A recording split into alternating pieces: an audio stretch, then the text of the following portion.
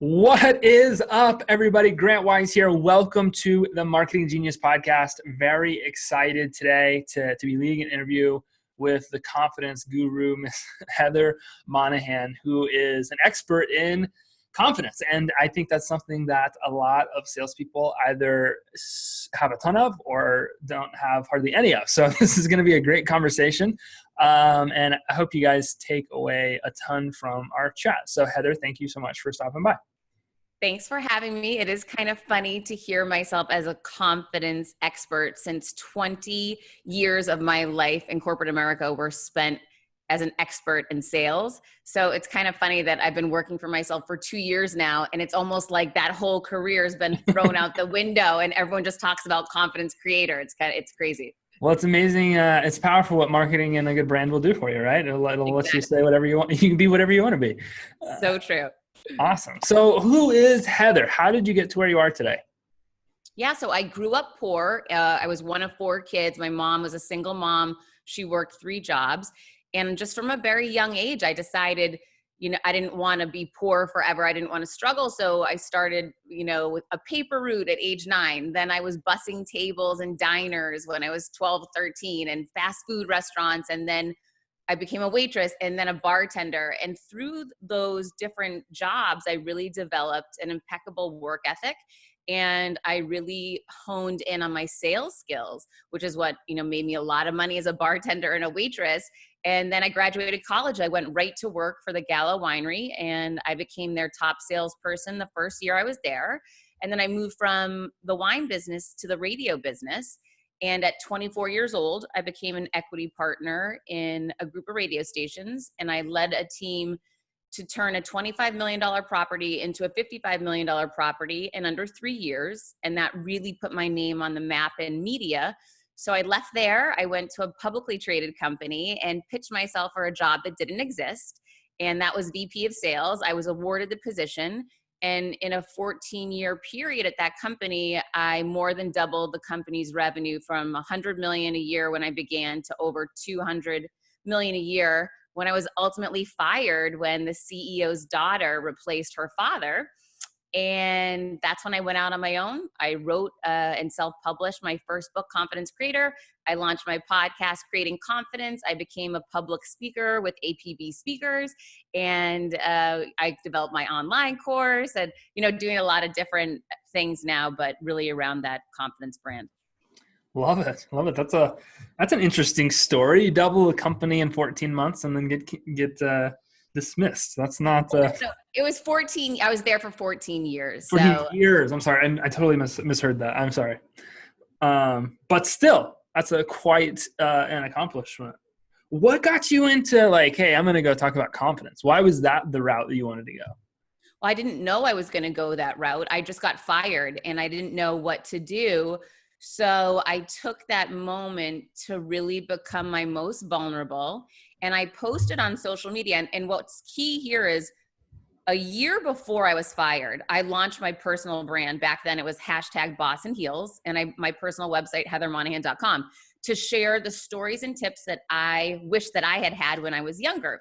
So I really invested in myself a year before I was fired. And thank goodness I did, because it helped me to grow an audience and have a higher profile than I had previously.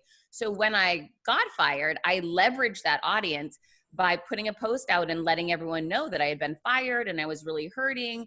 And that post went viral. And Froggy from the Elvis Duran show tweeted at me, if there's anything I can do to help you, let me know. So I tweeted back, get me on the Elvis Duran show.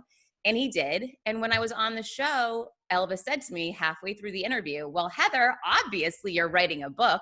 And I said, well, obviously, but I really wasn't. I wasn't writing a book and I never thought of myself as an author because I was in the sales lane and I thought that that's where I belonged. So I Googled, how do you write a book? And I figured out you just start writing. So at first I just wrote about that evil villain that fired me. And then over the next week or two, it morphed into more of my personal stories of overcoming adversity, my personal stories of creating confidence, and how I was going to, create that roadmap for everyone else to have access to as well. I love it. What is confidence? I like to say it this way. Confidence to me means walking into a room and being fine with if everyone likes me or if no one likes me. Confidence is just being fine in your skin and who you are, regardless of what those around you think or say. How do you teach it? How do you teach somebody to have it that maybe is struggling with it? Oh my gosh, if somebody says, number one, that they don't struggle with confidence, they're full of it. Right. Okay, Yeah. that's because confidence isn't a static thing. It's not something that you obtain it and, life, it just, you keep going on that way. You could be really confident at work, but in your personal relationships, you're not confident. Very true.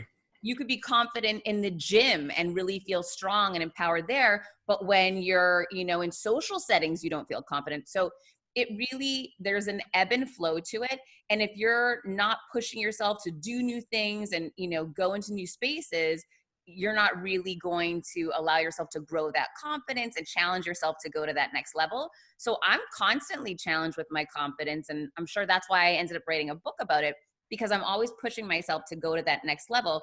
When I first became an author, I had no confidence about being an author, right? So I had to challenge myself yet again. And there's very specific strategies that you can implement in any situation to help you address and build that confidence muscle. And the example of writing and publishing my book, my confidence really was low right before the book launched because I was scared and I was going into new territory. My go-to in those situations are to have someone on speed dial that's light years ahead of you. And I called my editor. He's written 19 books. So when I get on the phone with him and I'm saying, I don't know if I should launch this and I'm doubting myself, my confidence is low, he says to me, totally normal, happens all the time. I've done this 19 times and the minute it's live, you're going to feel better. Trust in me. I've got you on this, and having those people that are so far ahead of you allows you to reassure yourself and take that next step. In any moment, you're either creating confidence or chipping away at it. And I know that when I move forward into that fear and when I show up for me, that I'm always creating confidence in myself. So I have a question. I'm going to get some personal coaching here since you're since you're on the show, right? So I'm going to use myself as an example, and hopefully, if you're an agent, you're going to try to figure out how you could use yourself as an example in these situations. 50,000 people in a stadium. I walk on stage. I'm at home. Like, bang! I got that thing in the bag. Confidence is at an all-time high. But exactly what you just said, confidence or lack thereof shows up in a lot of different ways. I walk into a room and there's 2 or 3 strangers that I'm supposed to connect with. I'm an introverted dude in like 2 seconds. Like, I'll go sit in the corner. I'll kick it on my phone. I'd much rather be in a room with 50,000 people than I would with 1 to 2 to 3 people that I actually have to connect with. Wow. Why do you think that is? Is that a lack of confidence, or is it or is it introversion? What is it? Well, I mean, that says a lot about you, right? It says a lot about, and listen, I was a psych major in college. I'm not saying I'm a doctor, but I mean, it just says a lot about you that you feel more comfortable not being personally connected, which kind of makes me a little sad for you. So I really want you to kind of work on that because, okay, there we go. Here's the thing. I'm like you. I love being on a stage in front of so many. I get so fired up, and it's like you feel that superpower. You're in the right place. It's exciting. However, I really love to be alone with, people as well and get to hear and learn about them. It sounds to me like there's some fear for you around exposing yourself or making yourself vulnerable on that one-on-one level. I don't know what happened in your past or where you're coming from, but, I would really, if I was you, try to explore into what is it that you're afraid of? Why is it that you feel uncomfortable? What are you afraid is going to happen? Or are you afraid something's going to happen? Like someone's going to let you down, or they're going to get to really know you, or maybe they're going to get close to you and then they're going to leave. You kind of have to walk through, like, have that conversation with yourself, do it via journaling, so that you don't feel anyone's judging you, but really get real with yourself, because at the end of the day, your voice is the only one that matters in your life. And get real with, okay, what are these holdbacks? Why am I doing this to myself? And what does it really mean? And what's the worst thing that's actually going to happen? Yeah. So I was, I don't remember, I was somewhere this week, and part of my role was like bouncing around, talking to people a little bit and welcoming people to this event and trying to just like, hey, 1 or 2 comment, make somebody feel good, connect, and then guide them through somewhere. I was really nervous doing it. I'm not usually the guy that does a lot of that stuff. I like connecting with people that I know 1,000%. If it's somebody I know, I'm pumped to sit down around a fire, smoke a cigar, and have a conversation or whatever, right? It doesn't always have to be something like that. But if it's a stranger, I don't always jump out unless I have, I guess, an agenda. So I'm getting real raw and vulnerable here for a second with you. But I wanted to. I saw myself. I saw this guy who also was like the second person that had it. He was bouncing around like crazy, man. He was up. He was active. He was talking to everybody, making comments, walking people through. It was like, all right, how the hell is he doing that? What are you doing? What are you doing different? So would you say that it's just taking that vulnerable step and like just doing it? What is it? What do I do? Yeah. So, well, first of all, you need to write down somewhere like you did it, right? You just explained to me that you did it. You recently this week or whatever, you went out and did this. You felt uncomfortable. However, you did it. Mm-hmm. That's an accomplishment and that's a win for you because that's something that you felt trepidation around. Write that down somewhere because the next time you're going to go do this again, I want you to be able to pull on that as that's proof. Okay. So the next time that someone says, oh, you need to go into this meeting and meet with these 3 guys that you don't know, pull out your notes and go, oh, wait a minute. I've got an indication here that I can do this. I can do it well. It worked last time. That's proof that this is going to work too. And really use those as building blocks for you to get stronger around something that before, you felt fearful or nervous about. And then you'll continue to get better, right? Like the first time you got on a stage, it didn't go perfect. No, you get better and better. And I was going to see a woman speak yesterday and I hadn't seen her speak in 3 years. I knew inherently she's going to be better than she was 3 years ago. She's taken more stages. Like practice builds confidence, just the fact that you showed up and tried. And so you don't have to do it perfect every time, but write down, oh my God, I lived through that situation on such and such date and something good did come out of it. I didn't know that this guy was going to be interesting or help me or connect me to whoever. But when you start seeing those different value points, start seeing it as a proof of what's going to happen in the future, you're going to get better. Just like any other speaker did, you're going to get better on these one-on-ones. And then I also challenge you to say, you showed up here today with me and you don't know me, right? And yet you seem fine. So just use all these different experiences as building blocks to let you know you're just going to keep getting better and stronger at this, just like you will everything else. So I made a comment a second ago. I said, when I have an agenda, I'm usually pretty great. So if I'm like marketing, if I'm selling, or if we're on the podcast, like I know that I have to show up as this specific person or I want to. Would you say that's a great thing to document? Like, because I find myself, if I'm just sitting in a room and I have no idea why I'm supposed to connect with people, maybe my wife wants me to connect with somebody, or I'm not necessarily so tied to it.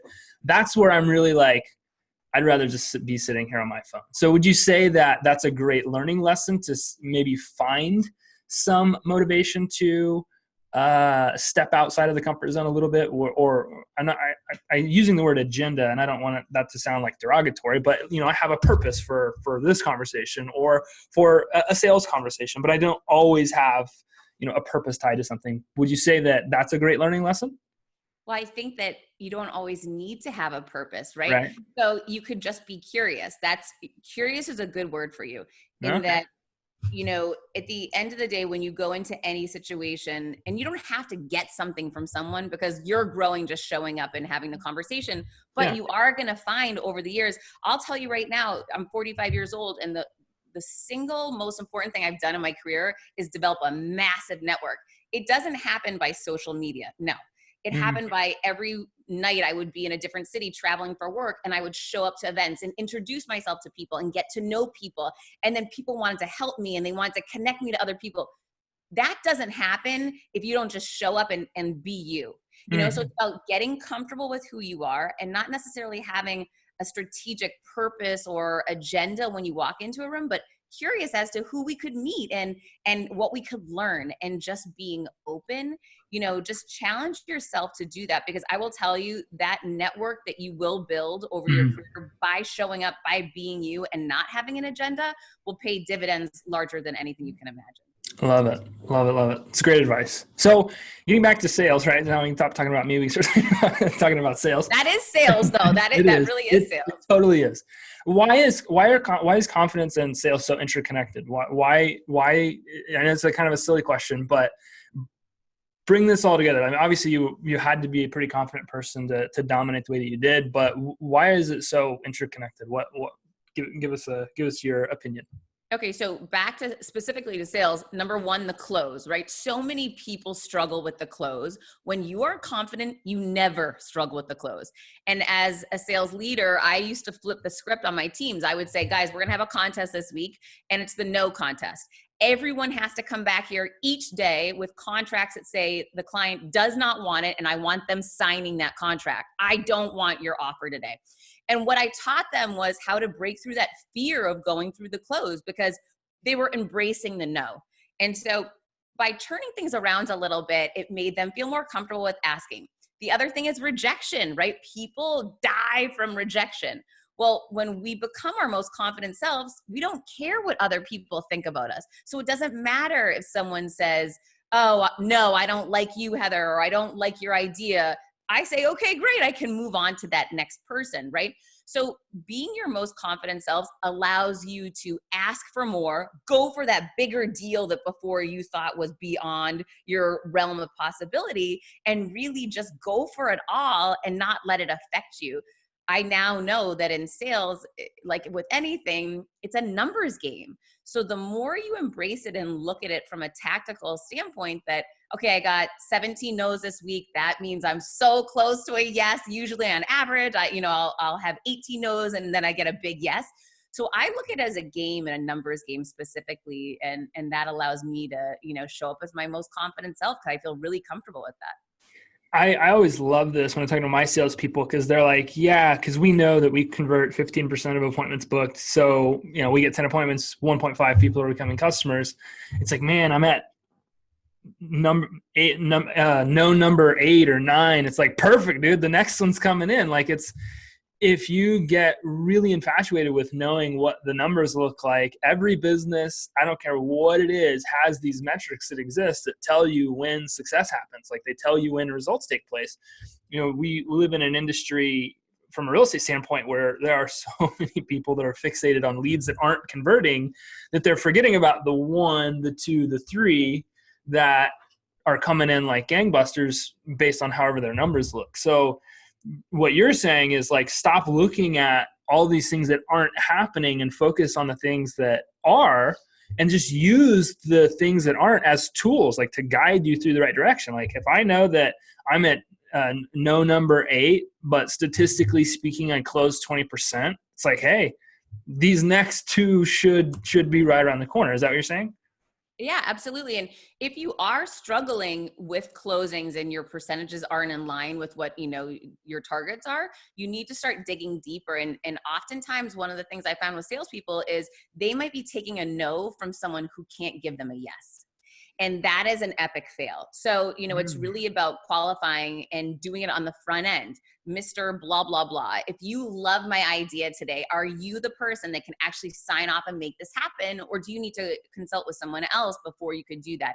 And figure out who is that person, or if it's a couple people, because you don't waste your time pitching someone that can't say yes to you. Find a way to get to that ultimate decision maker. And that's where you want to spend your time.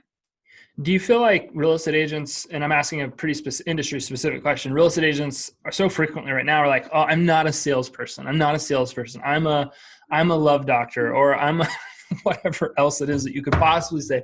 I want to say that I'm anything but a salesperson. Do you think that kind of mental disdain with sales is causing a lot of problems in people's ability to convert? I think people are crazy. Every single human being is in sales. Okay. Let me just tell you this. I have more life experience than you. So if you're a stay-at-home mom, you're either going to be sold tonight to make your family dinner, or you're going to sell your husband on taking the family out for dinner. Which are you going to do? So the thing is, in every exchange, someone is sold. And you can either be aware of that and start embracing how you can approach things to better get what you want, or you can bury your head in the sand and say, I'm not in sales and I just go through life and things happen to me. So yeah, if you're in real estate, you are 100% in sales and you have a closing percentage and there's a ratio and there's metrics and data against that. And the more you educate yourself and open your mind to it and how you can improve in your ask, how you can improve in your sales technique and approach, the better you're going to get, the more money you're going to make. I love it. All right, I'm going to bring you a scenario. It's one of my last questions. I'm going to bring you a scenario. So real estate agents on the daily struggle with call reluctance, working leads, warm interact. I mean, just all time, the sales process so much that they will do all of these things that don't matter. I'm going to go shuffle paperwork so I can feel like I'm busy. I'm going to do all these other things so I can at least say at the end of the day that I worked today. I didn't do what I needed to do, but I at least got some stuff done.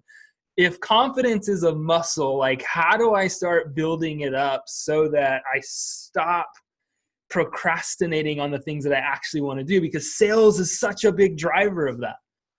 Okay, so first of all, don't fool yourself because you're not fooling anyone else. I would just put that out there right away.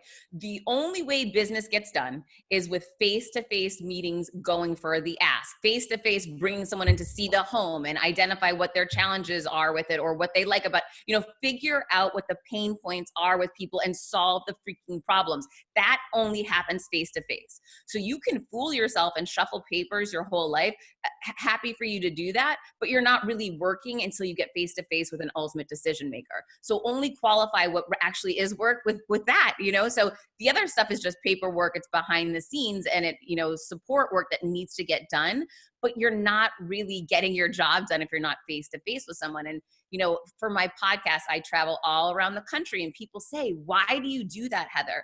I create so many amazing opportunities for my business because I meet people face to face. And then once I'm with them face to face, I go for the ask for something specific and unique. And I create partnerships and opportunities.